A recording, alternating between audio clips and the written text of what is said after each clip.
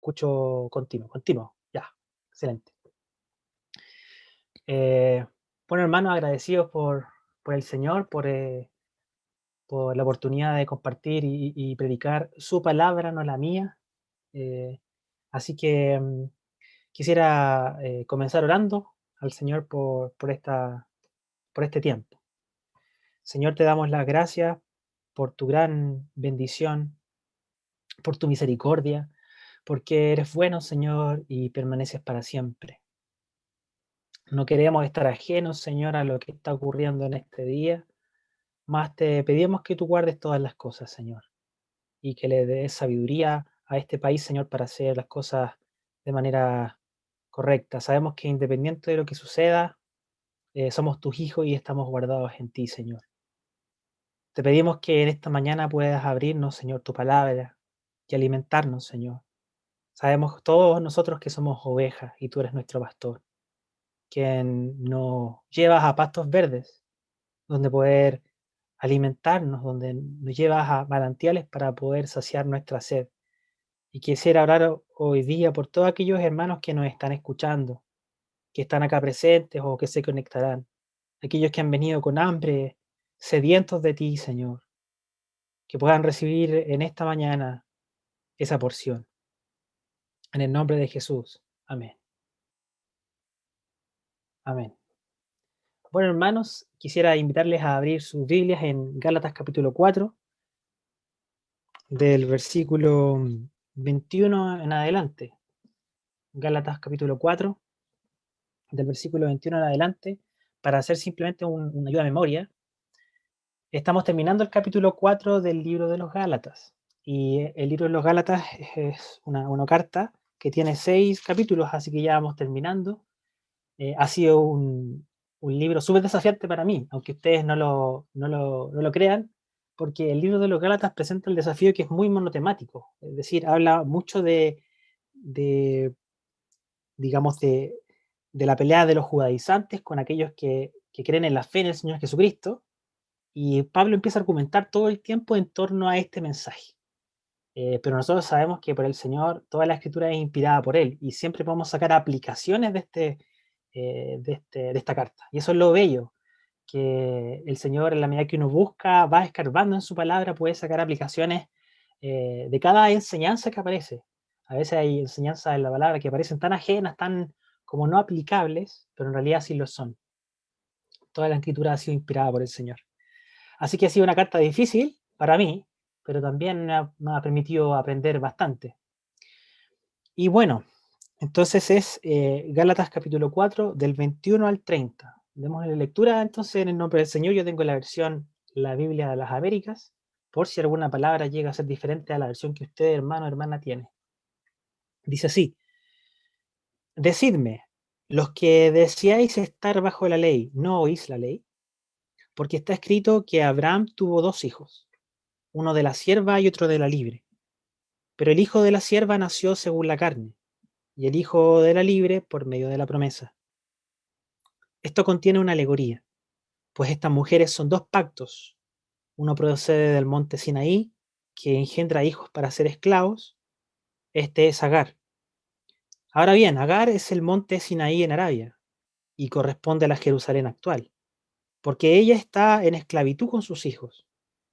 Pero la Jerusalén de arriba es libre. Esta es nuestra madre, porque escrito está: regocíjate, oh estéril, la que no concibes, prorrumpe y clama, tú que no tienes dolores de parto, porque más son los hijos de la desolada que de la que tiene marido.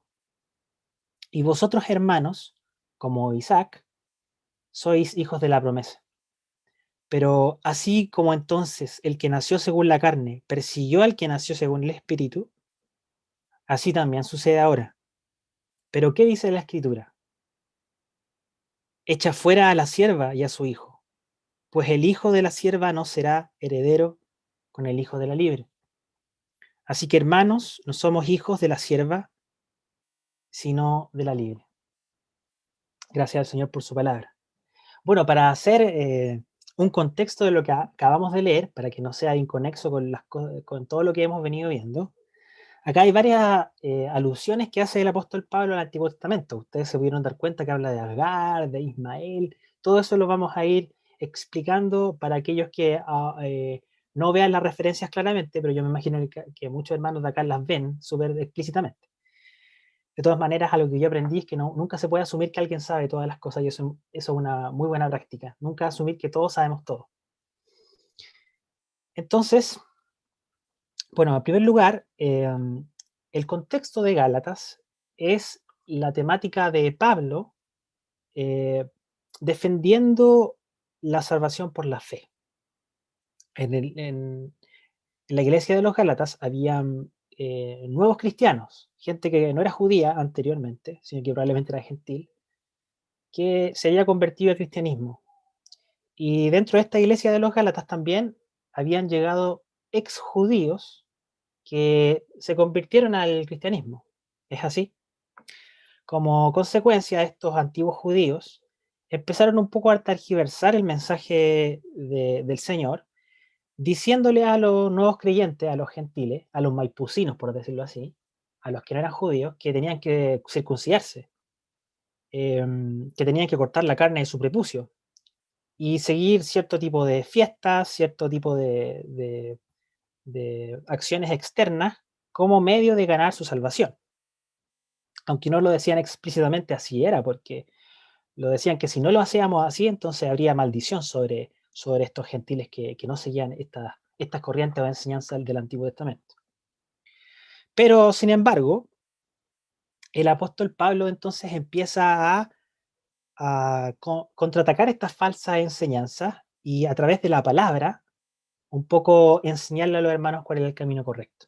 Bueno, y hay muchas enseñanzas que salen de este libro de los Gálatas. Vemos en primer lugar a un Pablo, mientras está argumentando así bien teológicamente, pero se acuerdan de Agar, se acuerdan de Ismael, acuérdense de la promesa de Abraham, así bien teológicamente, Antiguo Testamentario.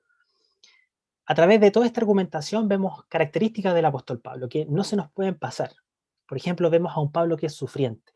En muchas ocasiones en los Gálatas Pablo va a decir: os ruego, hermanos, sufro por ustedes con dolores de parto. O sea, que además de toda la enseñanza teológica que entendemos muy claramente y que son las bases de nuestra fe, también vemos la actitud de un hermano, un apóstol, sufriendo con los hermanos. Y eso es una enseñanza también muy grande del libro de los Gálatas, porque nos muestra mucho la manera en cómo tenemos que actuar cuando un hermano está en el error.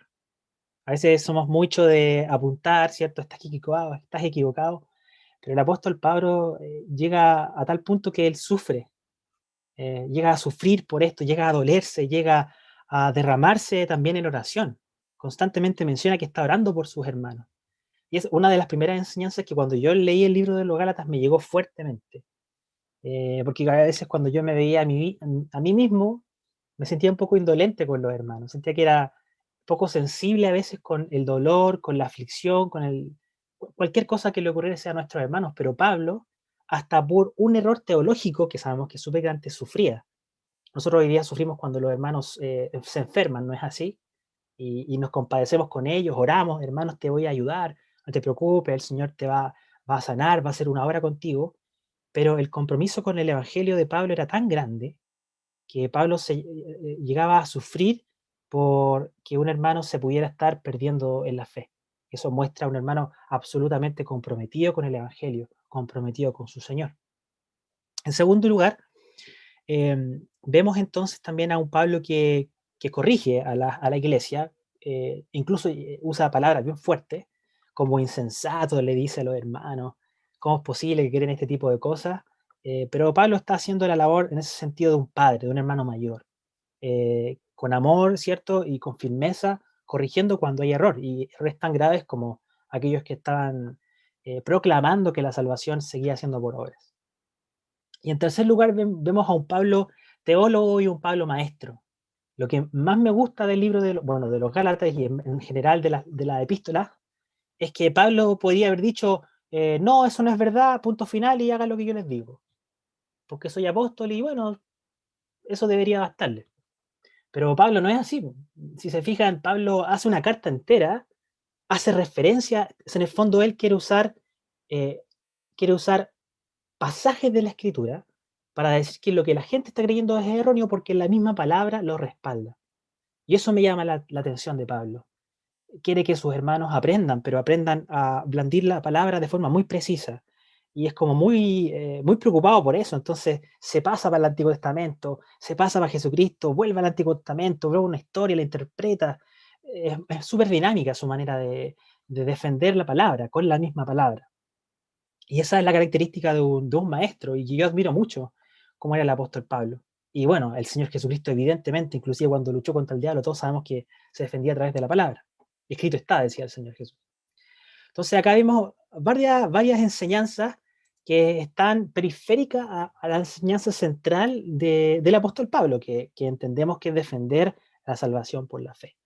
Pero sin embargo, a través de las cartas podemos también ver la personalidad del apóstol, cómo era el apóstol, cómo sufría, cómo se compadecía, cómo amaba. Y eso es muy valioso. Bueno, entonces, terminando un poco de la introducción, había judaizantes, ¿cierto? Pidiéndole a los cristianos nuevos que observaran el Antiguo Testamento, se circuncidaran principalmente. Pero Pablo, el apóstol Pablo, en el mismo libro de los Gálatas, capítulo 2, versículo 16, da un argumento súper fuerte que él dice, sin embargo, sabiendo que el hombre no es justificado por las obras de la ley, dice Pablo, sino mediante la fe en Cristo Jesús. Eso es lo que dice. La fe, el hombre es justificado por la fe. Y bueno, ¿de dónde saca esta enseñanza Pablo? De la Escritura, en primer lugar de Jesucristo. Todos sabemos que cuando el Señor Jesús estaba con Nicodemo, todos conocemos, yo creo que acá Juan 3:16, que justamente aparece en la escena donde está Jesús con Nicodemo y le dice, porque de tal manera amó al mundo, nosotros no sabemos de memoria el versículo, pero es para que todo aquel que cree en él no se pierda, sino más tenga vida eterna. El Señor Jesús no le dijo a Nicodemo para el que todo aquel que hace y obra el Antiguo Testamento tenga vida eterna, sino que Jesús le dice a Nicodemo que es por la fe. Primera argumentación, Señor Jesucristo. Pero si nos vamos más atrás en el Antiguo Testamento, lo que empieza a argumentar Pablo es también lo que sucede en Génesis 15:6, que después de todas las promesas que Dios le hace a Abraham, entonces a Pablo se va hasta Abraham, casi a los inicios, en Génesis, dice en Génesis 15:6, y le fue contada la fe, ¿se acuerdan de ese versículo? Y le fue contada la fe como justicia. ¿Es así? Entonces ya el mismo Antiguo Testamento, desde sus inicios, estaba dando pasos para entender que a través de la fe uno puede ser considerado justo. Además, no solamente en Génesis, sino que en Habacuc 2:4 leemos que más el justo por la fe vivirá. O sea, habían argumentos explícitos en el Antiguo Testamento para creer y entender en que en realidad la salvación venía por la fe. Entendíamos que después era por la fe en Jesucristo, pero es por la fe. Entonces, la conclusión que llega Pablo y la defensa que empieza a ser bien teológica acá es que aquellos que son de fe, o sea, aquellos que en realidad son los hijos de Abraham, la descendencia de Abraham, son aquellos que obran en fe. Y esa es básicamente toda la argumentación que comienza a hacer el apóstol Pablo a la iglesia de los Gálatas. Eh, y, y la idea básica de esta argumentación entonces es llevar al pueblo a no vivir, como él dice, según la carne, es decir, según la observancia de la ley, según como creyendo que nuestras acciones nos van a salvar, sino entendiendo que a través de la obra consumada de Jesucristo, nosotros realmente, ciertamente pudiésemos tener salvación. Entonces eso nos enseña muchas cosas. Inclusive Pablo menciona acá en los Gálatas que estos Gálatas se habían como enojado con él, que lo estaban tratando casi como de enemigo por su tono, porque lo estaba un poco contradiciendo. Entonces una de las enseñanzas también que se desprenden de las partes introductorias de los Gálatas es que Pablo nos enseña cómo debe ser un creyente, que debe tener un corazón enseñable y humilde ante las palabras, como dice Santiago 12:1, por lo cual dice Santiago, desechando toda inmundicia y todo el resto de malicia, recibid con humildad la palabra implantada. Esa humildad era la que Pablo quería en la iglesia de los Gálatas. Y yo siento que el Señor también quiere para nosotros, como lo dice Santiago, recibir con humildad la palabra implantada. Así que, bueno, esa es básicamente la parte introductoria para que nos hagamos un contexto bastante rápido de lo que se ha venido hablando en todos los capítulos anteriores, capítulo 1, capítulo 2, capítulo 3 e inicios del capítulo 4. Y ahora Pablo había comenzado con Abraham, ¿cierto? Y ahora va a hablar un poco de Agar e Ismael, o Isaac e Ismael. Y esta historia un poco se remonta a Génesis, Génesis 17. Yo creo que todos conocemos la historia, pero para hacer un resumen de la historia, Abraham era un hombre cercano a los 80 años. El Señor se le aparece, tenía una mujer llamada Sara, Abraham, que era estéril, además de anciana. Y el Señor le promete y le dice que su mujer y él iban a conseguir, iban a tener hijos, iban a tener descendencia. Entonces, bueno, como Sara era estéril y el tiempo pasaba sin que pasara nada, lo que hizo Sara fue intentar forzar un poco la voluntad de Dios. Eso es muy interesante. Sara lo que hizo, a decir verdad, fue no confiar enteramente en los tiempos del Señor, sino que a Sara le había llegado una promesa. Sara no quiso esperar, se empezó un poco a desesperar y dijo, bueno, si el Señor no hace lo que quiso, quizá no nos dijo cuándo, quizá el Señor está esperando que yo haga algo también para que eso pase. Y así es como entonces Sara le da su sierva, su esclava, a Abraham para que él pueda tener con ella, con la esclava, un hijo, que es finalmente Ismael. Esta esclava se llamaba Agar. Así que, sin embargo, después pasaba el tiempo, el Señor vuelve a visitar a Abraham y le dice que no, realmente yo a través de Sara voy a darte descendencia, y por lo cual sucede posteriormente que Sara tiene descendencia y este hijo se llama Isaac. Así que tenemos ahí a Ismael, hijo de Agar, un hijo de una esclava, pero por otro lado tenemos a Isaac, que es el hijo de Sara, que es el hijo de, digamos, de su esposa verdadera. Y esa es básicamente la historia rápida de lo que vemos en, en, en Génesis y de lo que está Pablo sacándose para traer una interpretación con autoridad apostólica de la real, el significado que tiene espiritual esta historia que ocurrió realmente, que es muy interesante. Lo que sucedía en este tiempo es que los judíos se jactaban todo el tiempo de ellos ser salvos por ser descendencia de Abraham. Eso es lo que pasaba. Entonces los judíos se sentían como bien, se creían el cuento, por decirlo así. Nosotros somos descendencia de Abraham, somos hijos de Abraham, estamos salvos, estamos listos, no hay nada más que hacer, como se dice. Sin embargo, a ellos se le había dado, no se habían percatado de algo súper importante, que no tiene nada que ver la descendencia física de alguien, sino que lo que importa es la promesa.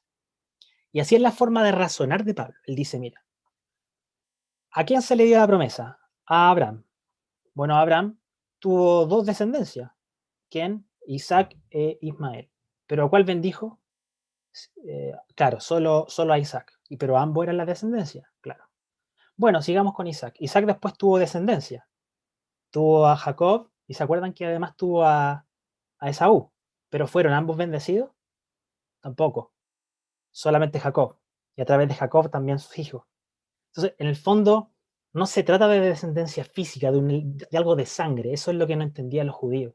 No se trata de cosas de sangre, sino que a través de las promesas del Señor que tiene que ver con una promesa espiritual, que apuntaba a la descendencia real máxima que iba a tener Abraham, que era Cristo. Esa es la real descendencia espiritual de Abraham, Jesucristo, mediante el cual iban a ser benditas todas las naciones de la tierra.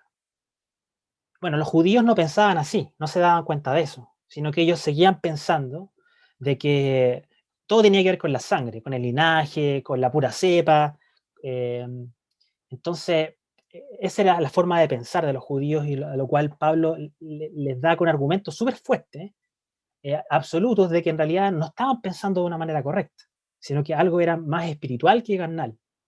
Inclusive Pablo dice, mira, las escrituras mismas dicen que aquellos que no cumplen la ley a cabalidad son malditos.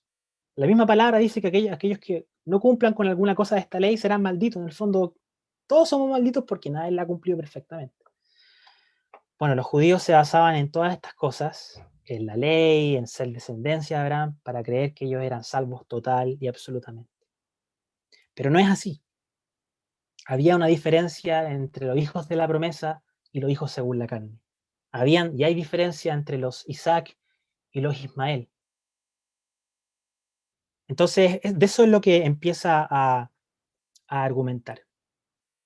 Pero bueno, una de las cosas que podemos tener claramente acá, dentro de la argumentación de Pablo, es este concepto que él llama que Isaac e Ismael representan dos pactos.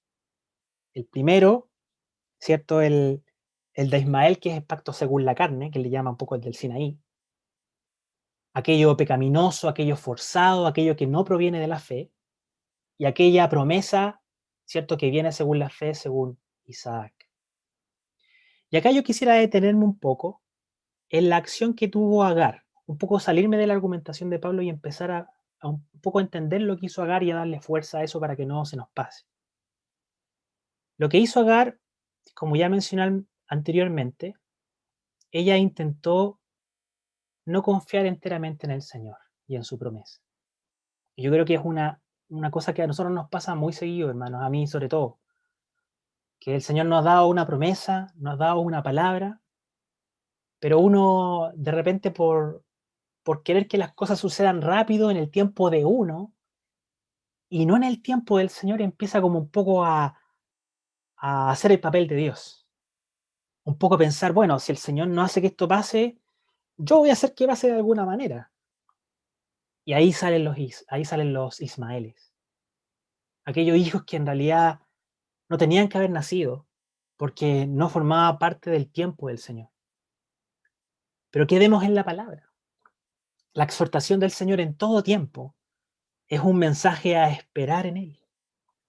Y por eso que acá vemos una gran aplicación también para nuestra vida de este mensaje un poco tan teológico que nos lleva a nuestras raíces del cristianismo.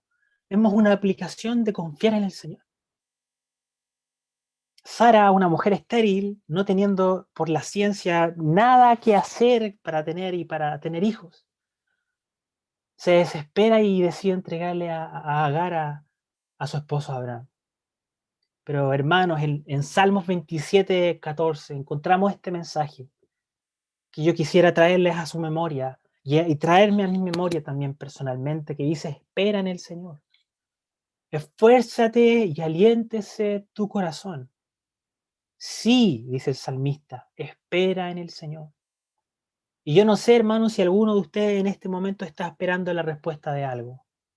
Si tú estás esperando la respuesta por un trabajo, si tú estás esperando la sanidad de un familiar, la sanidad de tu familia, si tú estás, hermano, pasando por crisis de pánico en este momento, si estás pasando por algún tipo de depresión, el Señor hoy día quiere que esperemos en Él. Él ha dado su promesa de estar con nosotros, de no abandonarnos. Él ha dado su promesa, hermano. Él anhela que nosotros podamos creer firmemente en esta promesa. No ser como Agar, sino esperar en los tiempos del Señor. Así que, mis hermanos, Abraham y Sara querían las bendiciones del Señor. Las querían, pero no bajo las condiciones que el Señor mismo había dado. Y así también los judíos, un poco volviéndonos al tema, ellos también querían la bendición del Señor, pero por sus propias fuerzas, circuncidándose, haciendo fiestas, haciendo esto, no comiendo esto. De esa manera ellos querían agradar al Señor. Y, y así yo creo que podemos en ocasiones estar muchos de nosotros, un poco desconfiados, un poco tristes. Un hermano dijo algo que me pareció muy bello, que muchos de nosotros en ocasiones andamos como los caminantes de Maús, agobiados por la tristeza, plagados de preguntas, y nos preguntamos, ¿y dónde está el Señor? No sé si ustedes se acuerdan de los caminantes de Maús, que aparecen en Lucas 24. Después de la muerte del Señor, habían discípulos del Señor que empezaron a caminar un poco agobiados, tristes. Pucha, el Señor ha muerto, Él dijo que iba a resucitar, y luego se le aparece un misterioso hombre y dicen, bueno, ¿qué les pasa? ¿Por qué están así un poco tristes? Empiezan a caminar, empiezan a hablar, ¿cierto?, de las maravillas del Señor y cómo el Señor Jesús había prometido resucitar. Entran a comer, cuando el Señor parte el pan se dan cuenta que esa persona que se le había acercado era Jesucristo mismo. Y a veces nosotros, hermanos, estamos así, como en el camino de Maús, preguntándonos dónde está el Señor. Señor, tú prometiste estar conmigo, ¿dónde estás ahora? Pero el Señor está, mis hermanos.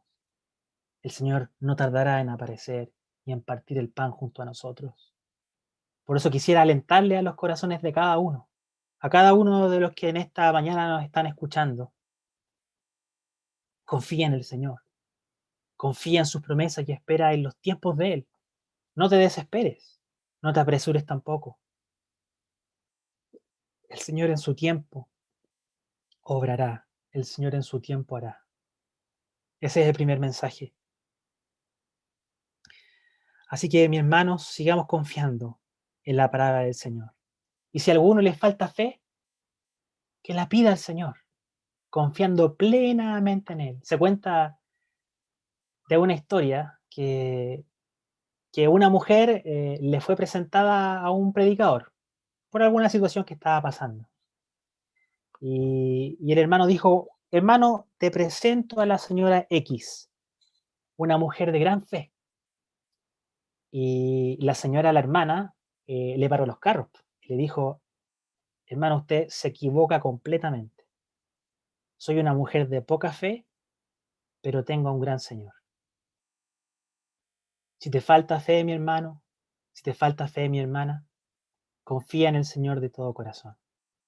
Si te falta fe, bueno, tienes un gran Señor. Aunque seas una persona de poca fe, pidámosle como aquel hombre que le pidió por su hijo endemoniado, creo, pero ayúdame en mi incredulidad, en mi falta de fe. Bueno, hermanos, por otra parte, además ya de este hijo según la carne, según los forzados, según la incredulidad, según la desesperación, está también el hijo de la promesa. Y el hijo de la promesa viene siendo Isaac. Viene entonces el Señor, se revela a Abraham nuevamente y le dice, realmente tú vas a tener un hijo, pero con Sara, no con Agar, vas a tener un hijo con Sara. Así que Dios, como siempre hace estas cosas, intervino milagrosamente eh, en premio a esta fe que tuvo Abraham y aunque estuviera como muerto, como menciona la palabra, le dio un hijo, le dio a Isaac. Así que lo primero que tuvo Isaac para obrar esto fue fe, la confianza plena en el Señor, en quién era el Señor. Recordemos que primero la fe tiene que estar sustentada por conocimiento. Abraham creyó porque sabía, entendía quién era Dios, ¿cierto? Grande, poderoso. Los hombres después que se mencionan en Hebreos, ¿cierto? Los valientes de la fe, por la fe Moisés, Josué, etcétera, todos habían comprendido cómo era el Señor y confiaron en Él, en su poder. Entonces, lo primero que obra Abraham es fe, según, bueno, el escaso conocimiento que tenía, pero con algún conocimiento de la grandeza de Dios. Sin embargo, hay algunas personas que quizás tienen fe en cosas que no conocen. Como se dice también que hay una historia de una persona que trabajaba en una minera de carbón, que le preguntaron, oye, ¿y tú qué crees? Y él respondió, bueno, yo creo en lo que cree la iglesia. Y le siguieron preguntando, bueno, ¿y crees qué es lo que cree la iglesia? Y el minero responde, la iglesia cree lo que yo creo. Entonces, bueno, le siguieron preguntando un poco, bueno, ya, pero dime qué es lo que cree la iglesia y lo que crees tú. Bueno, la iglesia y yo creemos lo mismo. Y al final no se sabía qué es lo que creía, pero bueno, él creía en alguna cosa. De todas maneras, nosotros no creemos en alguna cosa, lo que cree en el hermano o lo que cree la iglesia. Creemos en el Señor Jesucristo y en el poder de nuestro Dios. Y así habla entonces sucesivamente el libro de Hebreos sobre todo, en estos hombres que también obraron fe, confiando en las promesas del Señor. Por la fe Abraham, dice Hebreos, obedeció para salir al lugar que había de recibir como herencia. Por la fe Sara dio a luz a Isaac. Por la fe ofreció Abraham a Isaac. Por la fe Moisés rehusó los tesoros de los egipcios. Y así sucesivamente. Hombres que decidieron no confiar en la carne, no dar rienda suelta a su incredulidad, a su desesperación, sino a confiar en las palabras del Señor, hermanos, Si alguno de ustedes hoy día está falta de fe, confíe en el Señor. Deposite su confianza enteramente en el Señor. Lo que hace entonces el apóstol Pablo es sacar una enseñanza de esta historia. Él dice que lo que ocurrió acá ocurrió realmente, pero además tiene una enseñanza espiritual para nuestra vida. Y esta enseñanza es que tanto ambas situaciones, la de Ismael como la de Isaac, representaban dos pactos entonces. Un pacto según la promesa y otro pacto según la carne. Una era la ley y la otra era la salvación por medio de Jesucristo. Así que estos son ambos pactos que se nos mencionan. Luego, siguiendo avanzando en Gálatas 4, vemos la lectura que hace el apóstol Pablo de una cita de Isaías, que está en el versículo 27. Regocíjate, oh estéril, dice, la que no concibes.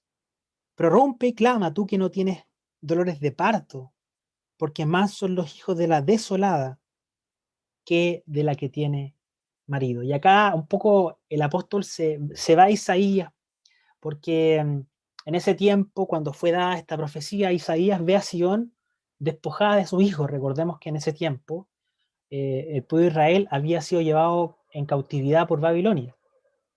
Entonces el Señor les envía un mensaje de esperanza al pueblo de Israel y la trata como una mujer, ¿cierto? En muchas ocasiones la sabiduría es tratada como una mujer. Y en este caso ese es el simbolismo que utiliza Isaías. Entonces le da esta esperanza a este pueblo de Israel cautivo y les dice en el fondo que ahora va a ser fructífera. Si antes era estéril y va a ser fructífera y más que nunca. Sin embargo, esto quizás los israelitas lo interpretaron como para el momento, pero nosotros hoy día nos damos cuenta que este mensaje eh, era realmente aplicable a todos los hijos, a la Israel espiritual, que somos todos nosotros, que iba a ser muy, muy, muy grande. Así que estas promesas, cada una de ellas también son para nosotros y estamos incluidas en ellas. Pero bueno, siguiendo con el versículo 27 al 28, también nos damos cuenta de que en el versículo 29 se nos menciona que el que nació según la carne, es decir, Ismael, persiguió al que nació según el espíritu. Y esto se menciona, obviamente, en Génesis 16, de que, bueno, Abraham tuvo a su hijo Ismael a los 86 años, luego a los 100 años tuvo a Isaac, o sea que Ismael tenía 17 años cuando había nacido Isaac aproximadamente 14, pero después 3 años cuando fue destetado. O sea que en ese tiempo, cuando Ismael se burlaba de Isaac, tenía aproximadamente 17 años. Y es muy probable que Ismael haya sido así con Isaac porque tenía envidia. Pero la enseñanza espiritual que nos quiere dar a entender Pablo es que siempre la carne se va a burlar de lo espiritual. Siempre la carne va a querer, en el fondo socavar aquello que viene según la promesa. Y eso es algo que tenemos que comprender cada uno de nosotros y estar siempre alertas. Eso es lo que hizo Ismael con Isaac, eso es lo que hace la carne con los hijos del Señor. Entonces, esta es la relación de persecución de la que habla Pablo, que tiene siempre la carne junto al espíritu. Pero hermanos, el Señor acá nos dice nuevamente, en el 31, de que nosotros no somos hijos de la sierva, no somos esclavos, sino que realmente somos libres. Y yo quisiera dejarles con ese mensaje. El Señor nos ha hecho libres a cada uno de nosotros. Más adelante el apóstol va a empezar a hablar un poco del pecado, que hemos sido libres, pero tampoco usamos el pecado como instrumento para la carne. Sin embargo, en primer lugar, la enseñanza del apóstol es comprender que tenemos libertad, en no seguir sumiéndonos a las mentiras que nos trae el enemigo, a las mentiras diabólicas que de repente el enemigo pone en nuestra mente, o bien podríamos nosotros ser tentados a pensar, a la mentira de que el Señor no nos va a escuchar, que no somos dignos, a la mentira de que tenemos que hacer algo para alcanzar nuestra salvación, a la mentira de que tenemos que hacer algo para que el Señor haga cumplir su promesa. Son muchas mentiras las que hoy día y en el día de hoy nos pone el enemigo con la cual tenemos que luchar también junto a la carne. Pero el Señor a cada uno de nosotros nos ha hecho libres, hermanos. Por eso, este mensaje tan teológico quisiera resumirlo en algo súper concreto, que no se nos pudiese olvidar. Agar, Abraham y Sara, en primer lugar, no confiaron en las promesas del Señor y quisieron obrar según la carne. Sin embargo, después, consumado el tiempo, Sara y Abraham obraron por el Espíritu, teniendo fe en las promesas del Señor. Si de alguna manera pudiese resumir todo este compartir, es que cada uno de nosotros pueda confiar en las promesas del Señor y esperar en su tiempo y no apresurarnos a ese tiempo. El Señor bendiga su palabra, hermanos, y nos pueda seguir fortaleciendo a cada uno. Señor, venimos delante de ti, dándote las gracias por tu misericordia y por tu gran amor. Sabemos que tu palabra es buena y perfecta. Vemos, Señor, cómo el apóstol Pablo, con tanto amor, tanta dedicación, con tanta referencia, instruye a sus hermanos para deshacerse de ese mensaje de confiar en la carne, de confiar en sus propias fuerzas.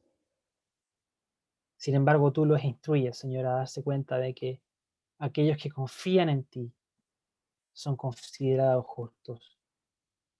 Señor, y si alguno de mis hermanos en esta mañana está luchando por sus propias fuerzas, te rogamos que mediante tu Espíritu Santo les socorra, Señor, para tú fortalecerle. Padre, hoy día nos reconocemos que somos nada sin ti, que de ti dependemos, Señor. Hoy día lloro por todos mis hermanos, aquellos que están luchando con el pecado, con algún pecado que no pueden dejar, con algún pecado, Señor, que los tiene presos, sumidos, y que ellos no encuentran escapatoria. Oh Señor, te ruego que sean tus fuerzas y no las de ellos, Señor, las que puedan hacerles salir victoriosos. Ser fuertes en ti, confiar en ti en tus tiempos, Señor, para aquellos que están desalentados, aquellos que están como los caminantes de Maús diciendo, ¿y dónde está, Señor? ¿Qué es lo que prometió no ha cumplido? Ayúdanos a confiar en tus promesas y en tus tiempos, Señor. No queremos ser como Agar, Sara y Abraham, intentando con su propio esfuerzo hacer cumplir tu voluntad. Queremos ser como ese Abraham y esa Sara posteriores, que decidieron entregarse a tus palabras y confiar en tus tiempos. Gracias, Señor. En el nombre de Jesús. Amén.